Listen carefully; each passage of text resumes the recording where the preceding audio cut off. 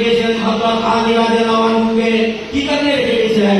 একটি কারণ ছিল তার কাছে সেই দেশে মুশরিকরা, সেই দেশে ইহুদিরা, সেই দেশের খ্রিস্টানরা আমানত রাখতো, সেই আমানতকে যখন ফেরত দেওয়ার জন্য হযরত আলী রাদিয়াল্লাহু আনহুকে রেখে গিয়েছিলেন।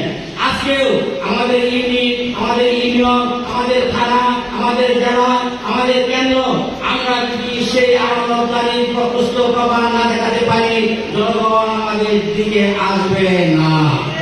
আমরা যদি ইমানের দিক দিয়ে বলিয়ান না হতে পারি, আবু জাহল রাদিয়াল্লাহু আনহু, আবু জাহল বিহারী রাদিয়াল্লাহু থেকে হাদিস বর্ণিত, তিনি আল্লাহ রাসূলকে জিজ্ঞাসা করেছেন, আল্লাহ রাসূল কোন আমলটি সর্বোত্তম? আল্লাহ রাসূল বলেছেন ঈমান আনা এবং আল্লাহর প্রতি জিহাদ করা। আমাদের কর্মীরা ঈমান এবং আল্লাহর প্রতি জিহাদ করাকে তাদের জীবনের সর্বপ্রথম কর্তব্য করে, জীবনের প্রথম কর্তব্য মনে করে, তাই নয় কি? তাহলে সেই জিহাদ এবং সেই ঈমানের দাবি হলো ঈদকে সমৃদ্ধ করা। আমরা যদি সেটা না করতে পারি তাহলে কিছুতেই আমরা কামিয়াব হতে পারবো না।